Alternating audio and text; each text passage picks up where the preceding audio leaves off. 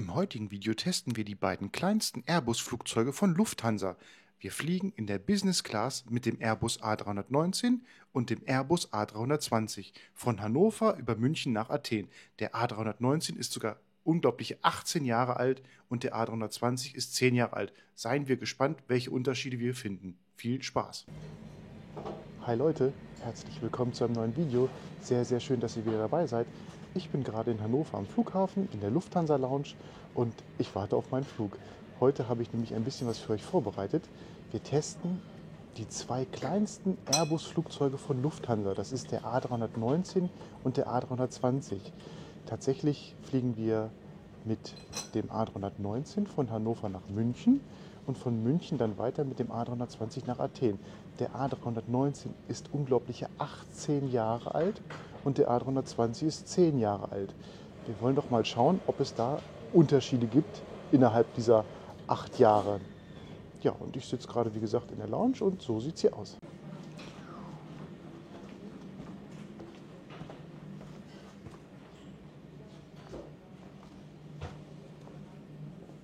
Da sitze ich.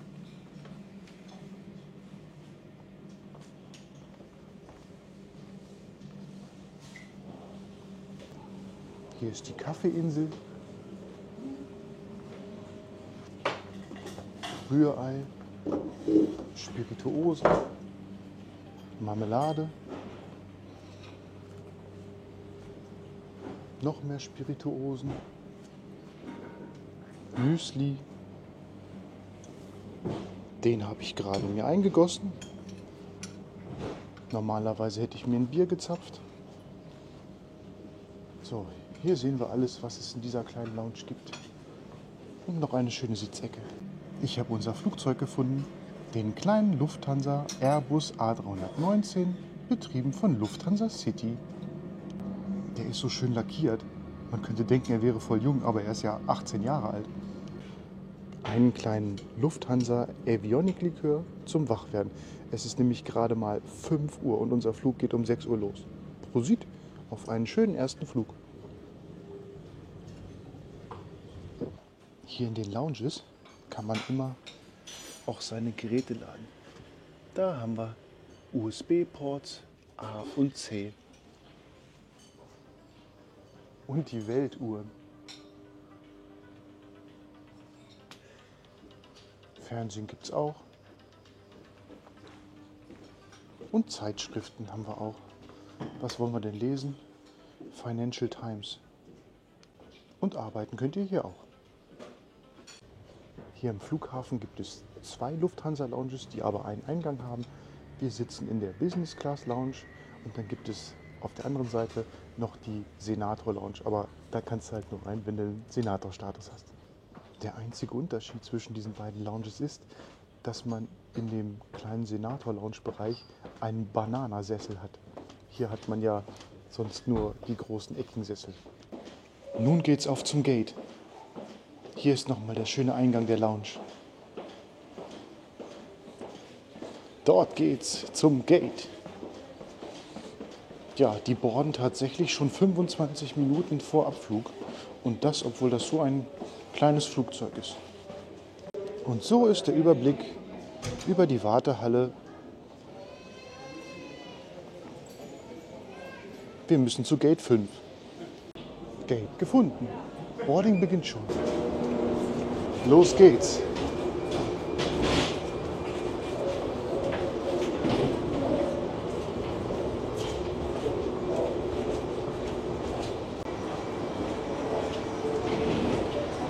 Da ist das Cockpit. Es ist Stau. Ein handgeschriebener Gruß. Hier kommt noch ein Überblick über unseren heutigen ersten Flug. Wir starten am Flughafen in Hannover in Niedersachsen und fliegen dann einfach nur 55 Minuten in den Süden nach München. Das ist die Hauptstadt von Bayern. Da ist schon München. Hallo, guten Morgen, herzlich willkommen. Das ging flott. Ich sitze schon gut. Ich habe tatsächlich die falsche Seite erwischt. Es ist noch so früh, es ist ja kurz vor 6 und wir haben hier noch eine gemütliche Decke und ein Kissen. Wie schön. Jetzt testen wir die Beinfreiheit. Ich habe gigantisch viel Platz. Und hier, der Mittelplatz ist immer frei, wenn wir eine 3+3 Bestuhlung haben. Die Koffer sind schon eingeladen und wir sehen unseren Flügel, der hat noch keine Winglets. Winglets sind nämlich so kleine Haiflossen. Airbus nennt die Sharklets. Also wir sind perfekt pünktlich. Der Ground Service hat alles wunderbar vorbereitet. Gleich geht's los. Jetzt müssen wir aber nochmal über den Sitz sprechen. Da ist mein Kopf. Wenn ich hier runter scrolle, dann seht ihr, ich rage zu meinem Sitznachbarn. Also so breit bin ich nicht, aber die Sitze sind doch sehr schmal. Naja, ist halt auch nur ein kleines Flugzeug, ne? Dieser kleine Airbus A319 hat 138 Sitzplätze und heute entfallen darauf nur 12 Sitze in die Business Class. Und wie ihr seht, ist bei weitem nicht alles voll. Nun ist es dunkel. Wir starten gleich. Auf geht's zur Startposition. Womöglich starten wir direkt in den Sonnenaufgang. Noch eine kleine Kurve und dann sind wir startbereit.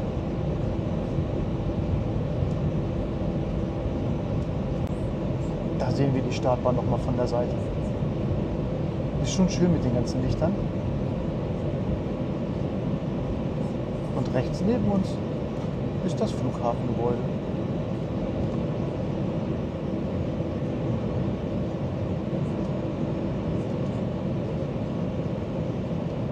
Ach, wir starten doch nicht in Richtung Sonnenaufgang, aber wir drehen dann nachher in Richtung Sonnenaufgang. Wir starten jetzt in Richtung Norden und biegen dann nach Süden ab. Und die Triebwerke werden hochgefahren. Los geht's! Wie schnell wird unser kleiner A319 in die Luft gehen?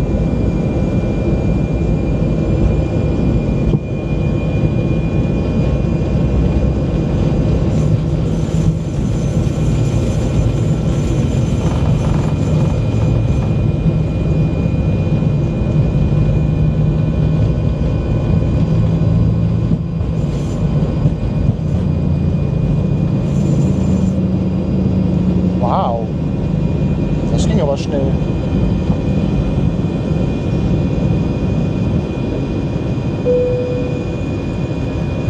Mach's gut, Hannover.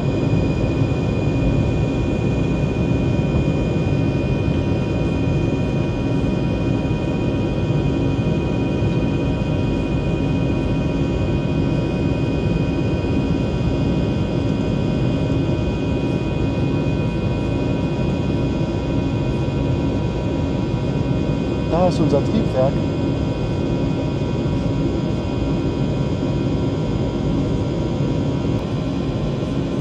Ist schon eine tolle Aufnahme. Hinter uns der Sonnenuntergang.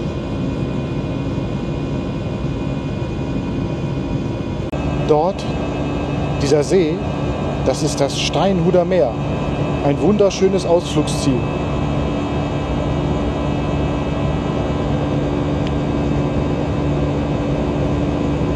Da ist das Steinhuder Meer.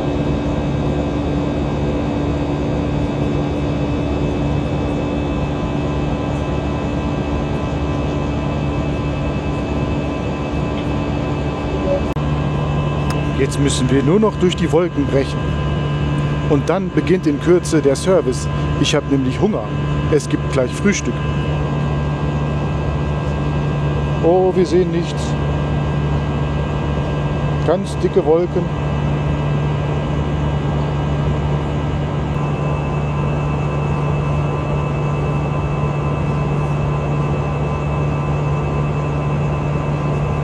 Und schon sind die Wolken vorbei. Jetzt kann unser Loungeflug beginnen. Hier sehen wir noch mal die Decke. Ist sehr weich, sehr, sehr schön. Und das Kopfkissen, auch schön weich. Aber ich möchte jetzt nicht schlafen. Lohnt sich ja auch nicht bei 55 Minuten Flug. Die Kabinencrew bereitet das Frühstück vor. Zur Begrüßung gab es noch eine kleine Flasche Wasser. Und der Service beginnt. Die Sonne kommt auch raus. Wir haben hier einen Kaffee und eine Apfelschorle. Ich würde ja am liebsten Winzersekt trinken oder ein Bier, aber das geht leider nicht, weil ich muss in Athen noch Auto fahren. Ich habe da nämlich einen Mietwagen. Deswegen gibt es jetzt erstmal alkoholfrei. Sogar hier in dem kleinen Flugzeug haben sie diverse Getränke. Also Sekt, Kaffee, Wasser natürlich auch, alkoholische Getränke. Bier haben sie auch. Also selbst auf dem kurzen Flug werdet ihr optimal versorgt. Und eben gerade wurde das Frühstück geliefert. Das schauen wir uns an. Also hier haben wir schon mal einen Pudding, Butter, Marmelade, Käse, ein bisschen Schinken und Frischkäse. In Kürze wird noch ein Brötchen geliefert. Nun wurde auch das Brötchen geliefert und beim Besteck finden wir ein Erfrischungstuch. Jetzt Hände waschen. Oh, hier mit Sonnenlicht. Das wird ja doppelt keimfrei, ne? So. Meine Hände sind wunderbar sauber. Ich darf essen. Also das Brötchen und der Aufschnitt sind jetzt halt nichts Besonderes, schmecken aber sehr gut. Aber lecker ist der Joghurt mit Apfelmus. Den finde ich sehr gut. Da ist er nochmal. Joghurt mit Apfelmus. Achtung, jetzt aufpassen. In diesem 18 Jahre alten Airbus A319 gibt es keine Steckdosen und auch kein Lufthansa Flynet. Also bitte Geräte vor dem Flug laden und alle Planungen am Flughafen machen.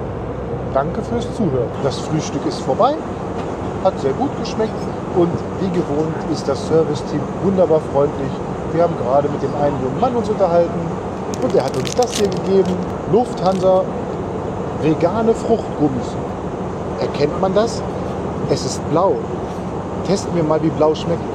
Also blau schmeckt wirklich so, als wenn man sich blau vorstellt, auch wenn man sich den Geschmack nicht an der Farbe denken kann. Schmeckt wie Waldbeere. Sehr lecker. Aber die Konsistenz war gar nicht schlecht, weil ist ja vegan, also ohne Gelatine. Haben sie gut gemacht. Schauen wir noch einmal in die Kabine. So sieht es hier aus. Und es geht schon wieder runter. Wir haben unsere Reisehöhe verlassen und sind schon im Sinkflug. Es kam noch ein Gruß vom Personal, ein paar Pralinen. Na, die müssen wir auch noch probieren. Super! Es ist ja gerade mal kurz vor 7 und es ist noch so früh, dass der Nebel noch nicht mal verzogen ist. Da sieht man die Nebelschwaden. Toll! Ich habe einen Gruß bekommen. Ja, Party in Athen! Yeah. Wir bremsen in der Luft. Das fühlt sich irgendwie immer merkwürdig an.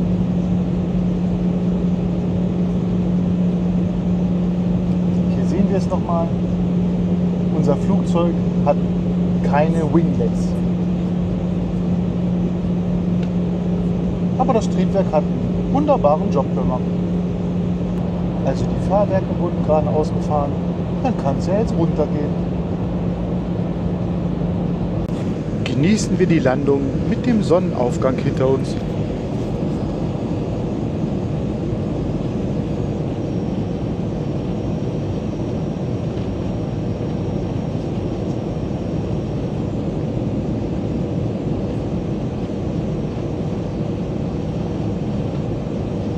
Und ja, dieses alte Flugzeug ist wirklich so leise.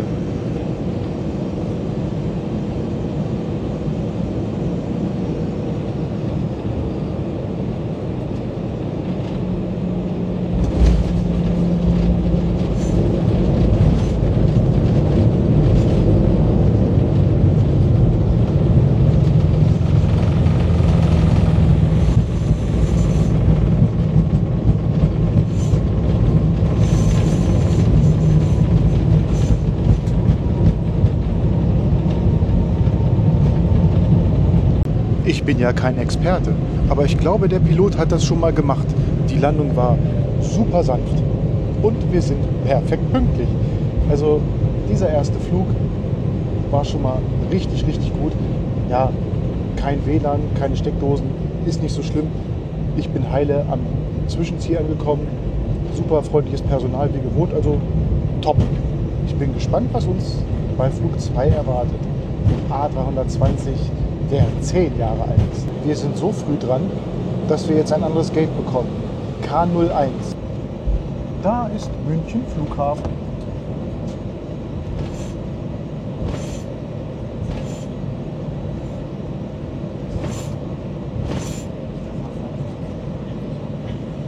Ist schon recht groß hier, ne? Hallo Lufthansa-Flugzeug. Ja, wir kriegen eine Gangway. K01 hat eine Gangway. Und hinaus. Wunderbar, pünktlich angekommen in München. Jetzt müssen wir gucken, wo wir hin müssen. Wir müssen zu G46. Gerade sind wir aber bei K. Also das war altes Flugzeug, aber Topflug. Wunderbar. Gates G. Einmal links. Wo denn links? Da geht's nicht hoch. Hier durch? Da ist eine Tür. Yay! Okay. Da, Lufthansa Lounges G. Ja, hier ist ja ganz schön was los, ne? Aber da sind Förderbänder. Wir sind ja im Urlaub, das heißt, wir können faul sein. Na, bleiben wir im gleichen Gebäude? Dann könnte ich euch noch die Lounge zeigen, also eine der vielen Lounges. Ja, laufen ohne zu laufen. Also, wir sind ja an K01 angekommen und wir sind so weit von allem weg. Völlig verrückt. Das ist so riesig hier. Da geht's in die wunderbare First Class Lounge. Das war toll.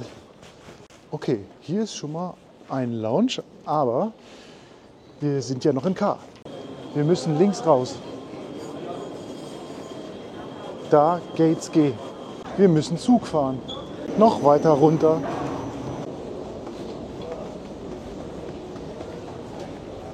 Da kommt unsere Bahn.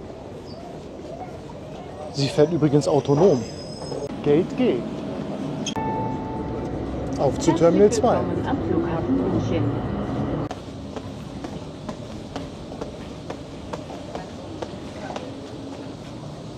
Und nach oben. Von dort kommen wir. Da ist Terminal K.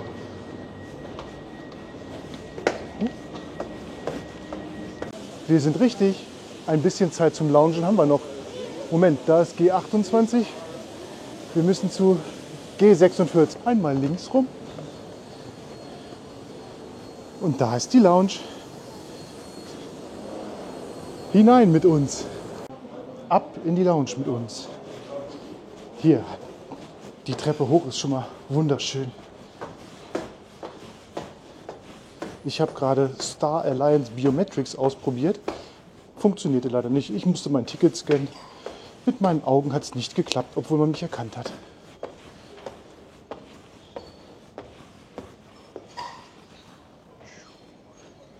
Da ist der Großteil der Lounge.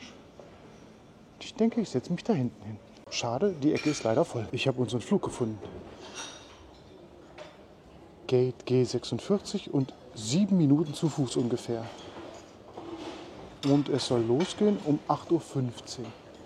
Dann beginnt das Boarding bestimmt eine halbe Stunde früher. Dann haben wir jetzt ungefähr 20 Minuten Zeit. Setzen wir uns einfach in den Weg. Hier sind noch Steckdosen. Da kann ich noch mal kurz meine Kamera laden. Die ist nämlich schon ganz schön leer. Wir sind auf dem richtigen Weg. Gate G46 suchen wir. Ah, knapp. In 5 Minuten soll das Boarding beginnen. Sollten wir aber schaffen. Hier bei den G-Gates ist es jedes Mal Lotterie. Ob man mit dem Bus zum Flugzeug gebracht wird und eine Außenposition hat oder ob man eine Gangway bekommt. Die letzten Mal, als ich von hier geflogen bin, musste ich immer Bus fahren. Mal gucken, wie es heute ist. Da ist ein Canada Airjet. Die sind der Hammer. Blöderweise habe ich es noch nicht geschafft, ihn zu filmen. Oh oh, Es sieht verdammt nach Bus aus. Oh krass, geht schon los. Wir sind schon voll spät dran. Nochmal Rolltreppe runter. Ach, gibt's doch gar nicht. Wir haben tatsächlich eine Gangway. Ich werde verrückt. Da ist er.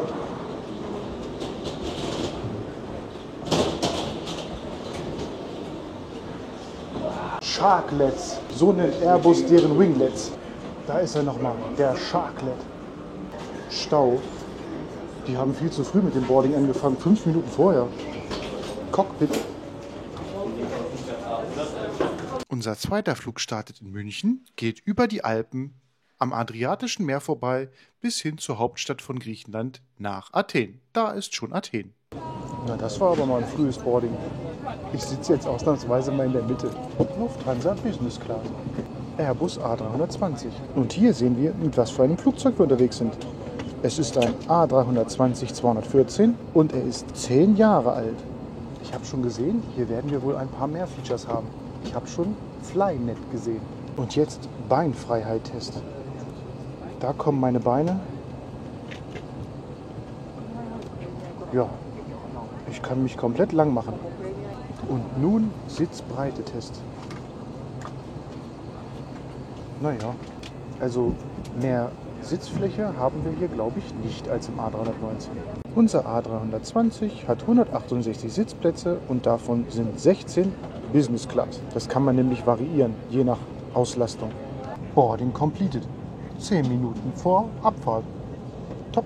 Jetzt müssen wir nur noch Glück haben, dass wir auch einen Slot für den Start bekommen. Nicht, dass wir noch auf dem Rollfeld parken müssen. Und so sehen nochmal die Sitze im A320 200 aus. Da. Ich glaube, es sind die gleichen wie im Vorgänger. Zumindest wirken sie genauso breit. Nichts Luxuriöses, aber man kann es gut aushalten. Ihr habt ja gesehen, ich habe gigantisch viel Beinfreiheit und ich bin 1,83 groß. Und neben uns wird ein A321 Neo beladen. Los geht's. Auf zur Startposition. Es ist alles voll mit Flugzeugen. Ich erkenne Air Dolomiti. Achtung, bitte aufpassen. Auch hier in diesem Flugzeug gibt es keine Lademöglichkeiten für euer Handy. Eine Powerbank müsst ihr bitte mit maximal 20.000 mAh dabei haben. Dann dürft ihr euer Gerät laden, aber ihr müsst dabei aufpassen, dass das Gerät gut lädt. Ja, also wie gesagt, keine Steckdosen hier im A320-200, obwohl er erst 10 Jahre alt ist. Wir erreichen unsere Startposition.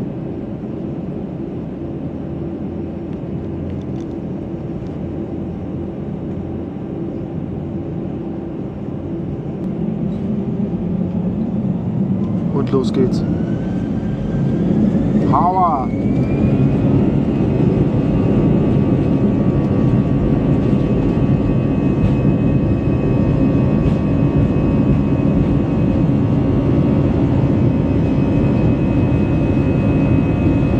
Der beschleunigt aber gut.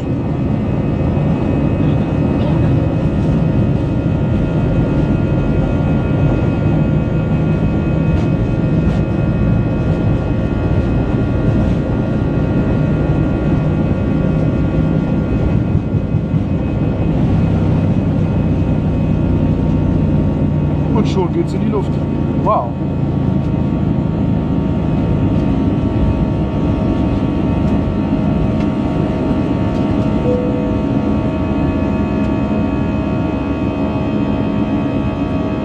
Mach's gut, München.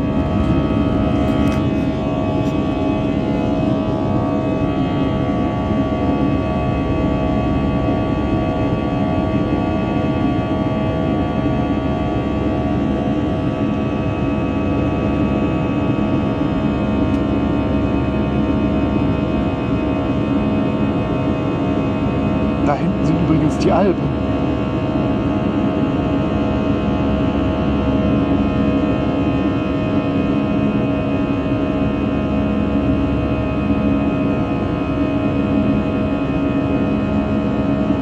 Noch eine schöne Kurve.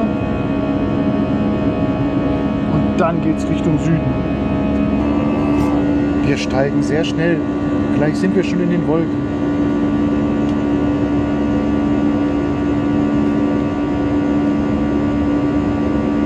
Und die dunklen Wolken sind vorbei. Falls ihr ein bisschen Flugangst habt, macht euch keine Sorgen. Die Wolken sind nicht gefährlich. Schön, oder? Als wenn wir auf den Wolken gleiten. Gleich geht der Service los und wir haben eine Menükarte bekommen. So, Frühstück. Müsli, Wurst und Käse. Getränke. Cola, Evionic, Hartsprit. Alles, was man sich wünscht. Anscheinend gibt es zu dem Frühstück noch etwas Vegetarisches. Seien wir gespannt. Das Getränkeangebot, welches wir gerade gesehen haben, gab es übrigens auch im kleinen A319. Bloß, dass sie halt dort keine Karten austeilen. Wir können nun nach Features suchen. Das Flynet sollte in Kürze an sein. Erster Versuch. Hey, da ist was. Internet ist noch nicht verfügbar, aber vielleicht das Onboard WLAN. Internet buchbar. Wie lustig. So, jetzt kostenlos verbinden. Das machen wir. So. Free Messaging. Das machen wir, ne? Ja.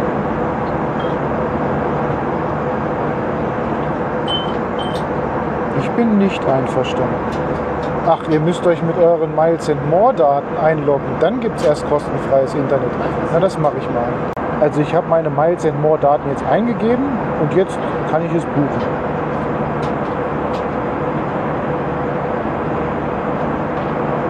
Na, machen wir mal alle Cookies, ne? Ja. So, das noch. Bestätigen. Hey, wir sind online. Und jetzt wollen wir aber zum Flynet zurück. Da ist unser Flug. 1 Stunde und 58 Minuten sind wir nur noch in der Luft. Wir scheinen super pünktlich zu sein. Und wir sind online, wir haben echt Internet. Gerade wurde ein heißes Tuch geliefert. Ist für die Hände und fürs Gesicht. Es ist sehr heiß. Oh. Oh. Oh. Heiß. Heiß. Aber riecht gut. Oh. Was gibt es denn hier noch zu entdecken? Zeitungen. Was für Kinder. Reisepodcasts.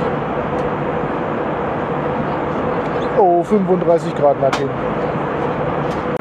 Also der Service geht sogar jetzt schon los und man hat Mimosa angeboten.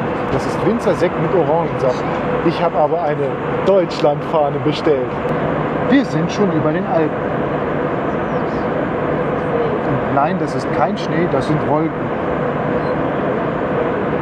Und da ist nochmal unser Triebwerk und der Airbus Sharklet. Die Flosse eines Hais. Sorgt für bessere Aerodynamik und Treibstoffeinsparung. Das Flynet funktioniert. Ich kann Nachrichten per WhatsApp versenden, sogar Fotos. Also macht euch vorsichtshalber mal einen Miles & More Account. Dann könnt ihr kostenlos bei Lufthansa Mittelstreckenflügen oder vielleicht sogar auch bei Kurzstreckenflügen Nachrichten senden. Es geht los. Deutschland.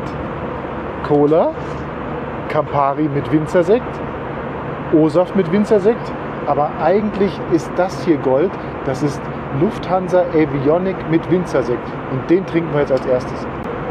Prosit auf einen wunderschönen Flug.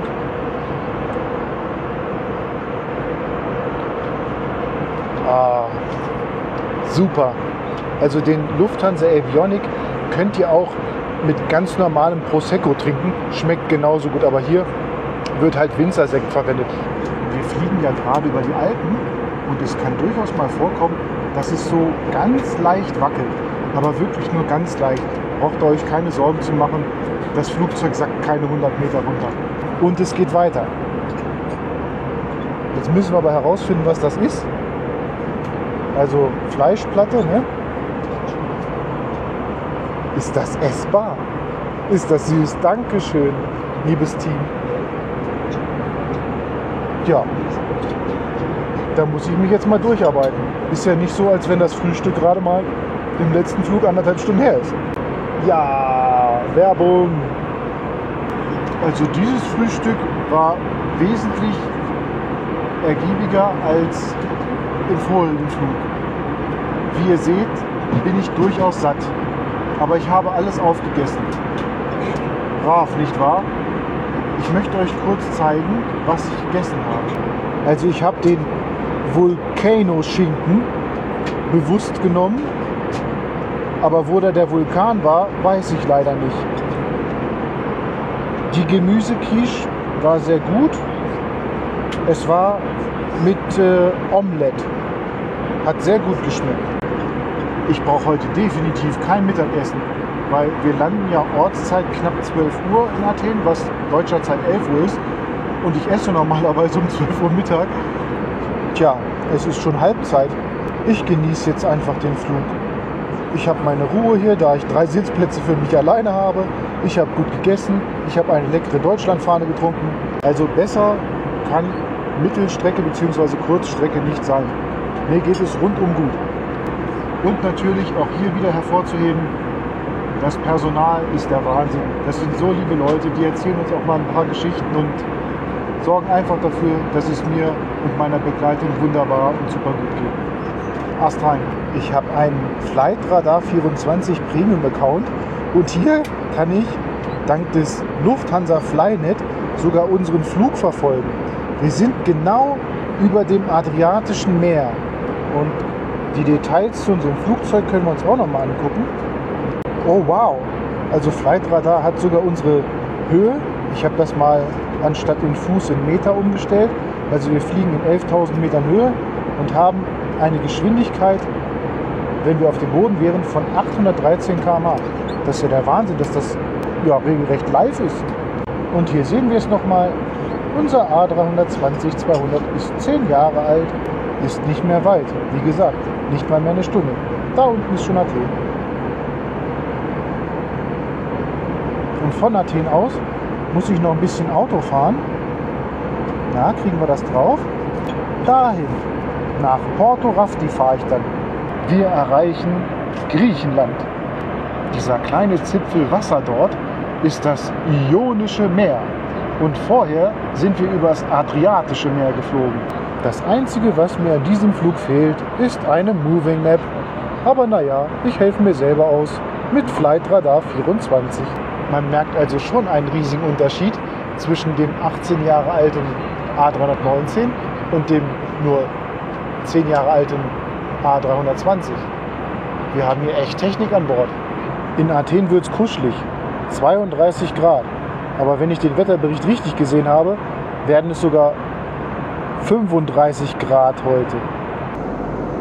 Das ist der Golf von Korinth. Langsam, aber sicher geht es nach unten. Wir sind mittlerweile auf 9500 Metern. Normalerweise werden ja die Höhen in Fuß angegeben. Also Griechenland scheint größtenteils aus Sand zu bestehen. Naja, ein bisschen Grün ist da noch zu sehen, aber hauptsächlich Sand. Jetzt weiß ich es genau. Das Flynet startet ab 3.500 Metern Höhe.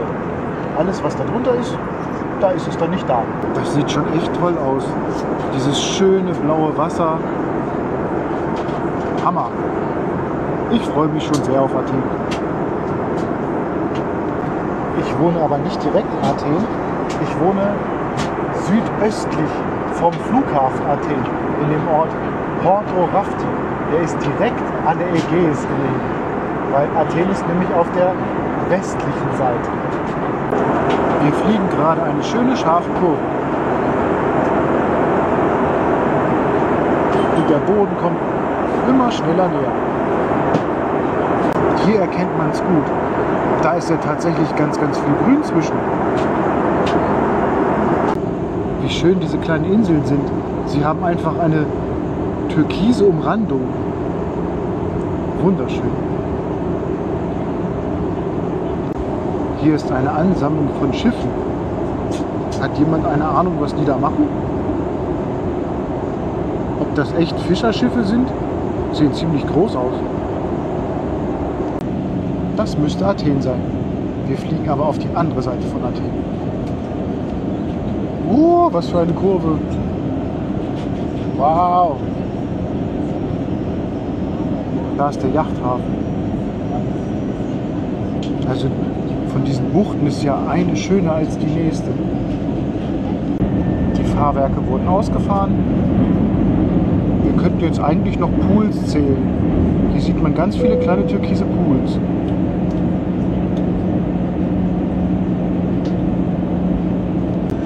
Da ist ein riesiger Steinbruch, aber da scheint nicht mehr viel abgebaut zu werden. Also, wir sind wunderbar auf dem Boden angekommen. Der Pilot musste ganz schön korrigieren, aber die Landung war butterweich.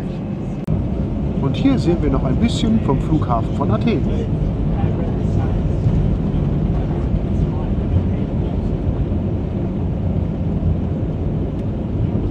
Kann man das erkennen? Das Gras wird richtig weggepustet. Deswegen musste der Pilot ordentlich gegen den Wind ankämpfen. Wir erhalten eine Gangway. Da kommt sie. Und hinaus. Oh, hier ist Sturm. Hier ist Sturm. Suchen wir die Kofferbänder. Oh, Mastercard. Ich habe eine Mastercard. So, ich darf faul sein. Ich nehme die Rolltreppe. Yay! Wir sind übrigens perfekt pünktlich. Links rum zu den Koffern. Ich glaube, der Weg war ziemlich lang, wenn ich mich an letztes Mal erinnere. Ja, er ist ziemlich lang. Einmal ganz nach hinten. Noch einmal rechts, bitte. Da steht's. Sieht gut aus. Haha! Kofferrückgabe gefunden. Jetzt müssen wir nur unser Gleis finden. Gefunden, Bahn 12. Hier sehen wir nochmal unser Förderband. Da, LH 1750 von München. Wunderbar. Also ich bin gut in Athen angekommen. Beide Flüge haben mir gigantisch viel Spaß gemacht. Vor allen Dingen die Unterschiede sind ja nun durchaus zu sehen. 8 Jahre Unterschied liegen zwischen dem A319 und dem A320. Also für mich ein ganz toller Flugtag. Ich hoffe, euch hat es auch gefallen. Vielen Dank fürs Zuschauen und bis zum nächsten Mal.